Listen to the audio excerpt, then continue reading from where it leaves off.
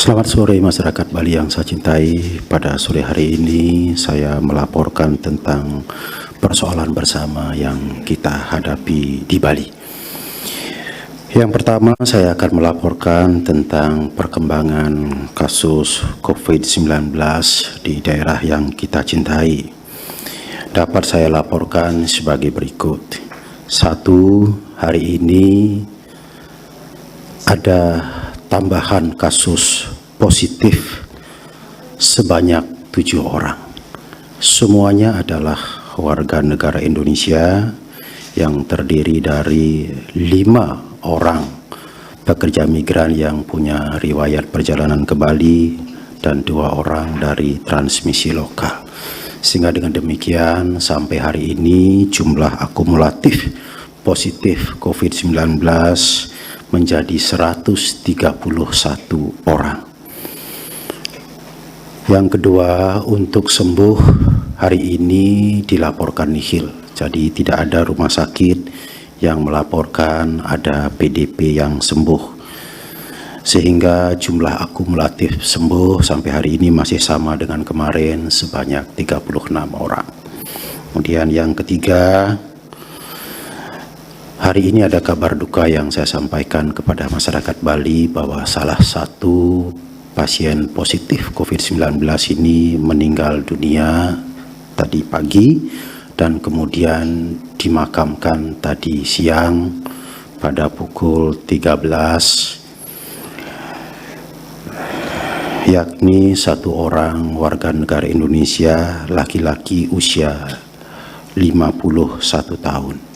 Telah dimakamkan dengan menggunakan protokol pemakaman untuk COVID-19 yang dibantu oleh petugas khusus untuk pemakaman ini.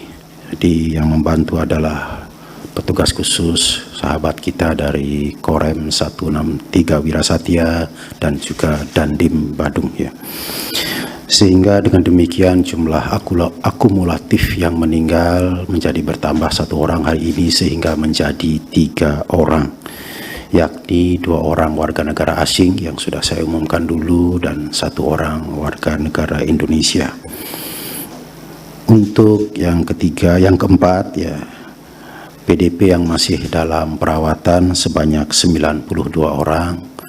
Ya, sahabat-sahabat kita ini dirawat di 11 rumah sakit rujukan di Bali dan juga di tempat karantina yang dikelola oleh pemerintah Provinsi Bali. Kemudian yang kelima, akumulatif positif yang saya laporkan tadi 131 orang itu saya akan rinci lebih detail lagi. Yakni warga negara asing 8 orang, itu masih tetap 8 orang. Kemudian warga negara Indonesia 123 orang. 123 orang WNI ini akan saya rinci lagi menjadi 86 orang positif karena imported case. Ya, 86 orang imported case ini terdiri dari 82 orang pekerja migran yang punya riwayat perjalanan dari luar negeri dan 4 orang non pekerja migran. Kemudian terinfeksi di daerah terjangkit, artinya daerah terjangkit di luar Bali sebanyak 14 orang. Kemudian yang berikutnya adalah terinfeksi karena transmisi lokal sebanyak 23 orang. Jadi yang transmisi lokal ini hari ini bertambah lagi 2 orang. Ini penting saya sampaikan karena ini berkaitan dengan upaya-upaya pencegahan kita di dalam masyarakat itu sendiri.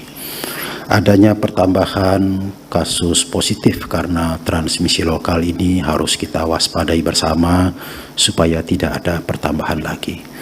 Positif terinfeksi transmisi lokal ini adalah hasil dari interaksi jarak dekat antar orang yang positif dengan orang yang sehat tanpa perlindungan apapun, tidak menggunakan masker, tidak mencuci tangan pakai sabun, tidak menjaga jarak. Ya, ini menyebabkan terjadinya tambahan kasus transmisi lokal. Jika kita sependapat bahwa transmisi lokal ini tidak perlu lagi terjadi di masyarakat, maka tidak ada pilihan lain. Mari kita ikuti arahan untuk selalu melindungi diri kita menggunakan masker, untuk selalu rajin mencuci tangan menggunakan sabun di air mengalir, untuk selalu rajin atau tetap menjaga jarak yang aman ketika kita berinteraksi, berkomunikasi dengan orang lain. Serta yang tidak kalah pentingnya juga adalah membatasi aktivitas di luar rumah, terutama sekali kalau tidak ada hal-hal yang penting yang harus kita cari di luar rumah. Kemudian saya juga dapat laporkan bahwa hari ini saya memimpin langsung di Pelabuhan Benoa kedatangan satu unit kapal pesiar yang mengangkut saudara-saudara kita, para pekerja migran yang bekerja di luar negeri.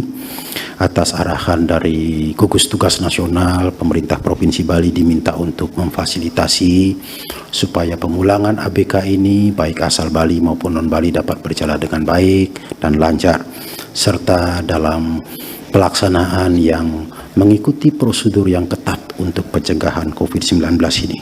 Tadi pagi telah merapat satu unit kapal pesiar yaitu Spectrum of the Seas yang mengangkut ABK sebanyak 208 orang, di mana 123 orang adalah saudara-saudara kita asal Bali, 85 orang non-Bali. Hasil pemeriksaan yang ketat yang dilakukan oleh tim dari Kantor Kesehatan Pelabuhan dan juga tim rapid test dari Gugus Tugas Provinsi Bali, semua ABK ini ke 208 orang ini dinyatakan negatif ya. Oleh karena itu, maka langkah lanjutan yang kami lakukan adalah untuk ABK, saya ulangi, untuk PMI yang asal Bali, maka kami telah sampaikan kepada pemerintah kabupaten kota untuk dijemput dan dibawa ke tempat karantina yang dikelola oleh kabupaten kota masing-masing. Sedangkan untuk PMI yang tidak berasal dari Bali, tadi kami telah berkolaborasi dengan agen-agen atau perusahaan dari kapal pesiar itu untuk dapat difasilitasi kepulangannya sesegera mungkin. Dari 85 orang tadi, 42 orang sore ini dan malam ini akan terbang ke daerah asal masing-masing karena kebetulan ada jadwal penerbangan yang bisa mengantarkan mereka pulang. Sedangkan sisanya akan dipulangkan besok sesuai dengan jadwal pesawat masing-masing. Jadi PMI asal non-Bali ini tidak akan berlama-lama di Bali. Jika ada jadwal penerbangan untuk pulang ke daerah asalnya, maka segera difasilitasi untuk pulang sehingga mereka dapat segera sampai di kampung halamannya masing-masing.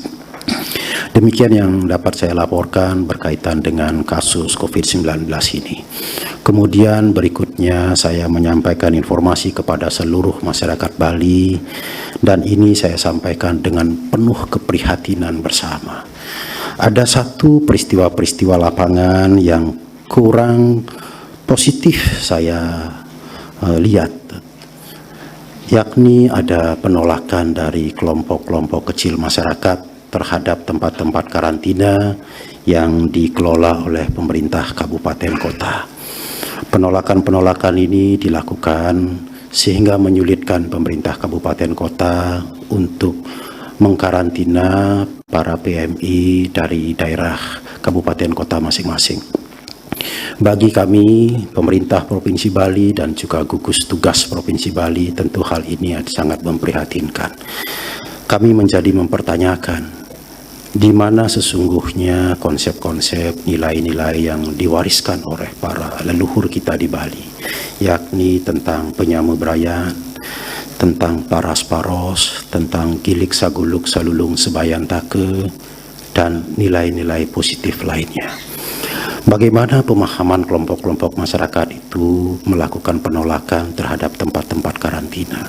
Padahal yang dikarantina ini bukan siapa-siapa. Mereka semua adalah anak-anak Bali, warga masyarakat Bali.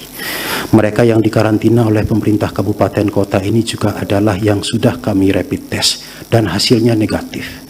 Karena yang hasilnya positif, kami Provinsi Bali gugus tugas Provinsi Bali yang menanganinya, dan sudah pasti tidak akan kami lepaskan ke masyarakat sebelum benar-benar dinyatakan sembuh. Jadi yang karantina ini, yang dikarantina oleh kabupaten kota ini adalah yang hasil tesnya negatif.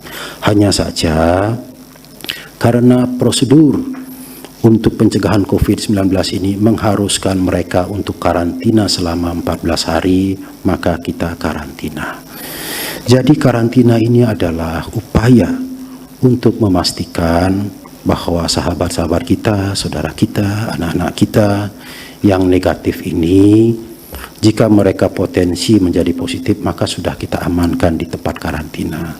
Nanti sebelum 14 hari karantina, kita akan lakukan tes swab dengan menggunakan metode PCR atau polymerase chain reaction untuk memastikan bahwa mereka ini negatif. Kalau hasilnya negatif, maka barulah kita kembalikan ke masyarakat.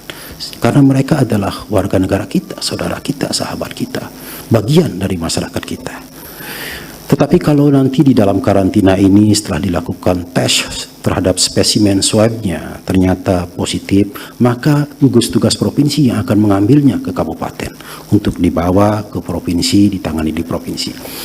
Jadi sekali lagi saya ingin menegaskan bahwa yang dikarantina ini bukan siapa-siapa, tapi saudara kita, anak-anak kita, orang Bali. Hasilnya juga negatif. Ya. Maka seharusnya dan juga selayaknya mereka kita terima dengan baik. Mereka juga pulang dengan baik. Seharusnya kita terima dengan baik. Mudah-mudahan apa yang saya sampaikan ini bisa menggugah hati nurani dan perasaan, rasa kemanusiaan dari saudara-saudara saya yang berada di dalam kelompok-kelompok masyarakat yang melakukan penolakan itu. Saya ingin menyampaikan dengan seluruh kesadaran nurani saya bahwa mereka adalah saudara kita. Mereka sudah mengikuti prosedur yang sangat ketat. Tidak patut mereka kita tolak kehadirannya. Itulah sebabnya saya katakan tadi, saya merasa prihatin terhadap adanya kelompok-kelompok masyarakat yang melakukan penolakan terhadap tempat-tempat karantina itu. Saya ingin mengajak masyarakat Bali jangan pernah melupakan nilai-nilai yang diwariskan oleh leluhur kita tentang menyama beraya, tentang paras paros, ya, tentang gilik saguluk selulung sebayan tak. Bahwa hari ini terjadi COVID-19 di mana sebagian warga masyarakat kita yang bekerja di luar negeri ini terdampak, maka harus kita tangani bersama. Ini adalah persoalan bersama dan menjadi tanggung jawab bersama untuk menanganinya dengan baik. Kalau masyarakat menolaknya, lalu kemana kita bawa? Bawa ke masyarakat sebelah, di situ ditolak lagi. Bawa ke masyarakat sebelah, ditolak lagi. Saya ingin bertanya, lalu sahabat-sahabat kita, saudara-saudara kita yang juga orang Bali ini akan kita bawa kemana? Akan kita bawa kemana? Ini pertanyaan moral, bukan sekedar pertanyaan tentang penyakit, tetapi ini pertanyaan moral. Menerima dan tidak menerima mereka itu adalah kualitas dari moral kita. Oleh karena itu, maka sekali lagi saya mengajak masyarakat, ya, mari kita terima kehadiran mereka. Dia adalah bagian dari kita semua. Sekian dan terima kasih. Mudah-mudahan apa yang saya sampaikan ini bisa mengetuk nurani saudara-saudara saya yang berada di desa untuk bisa memahami situasi yang kita hadapi bersama ini. Sekian dan terima kasih. Selamat sore.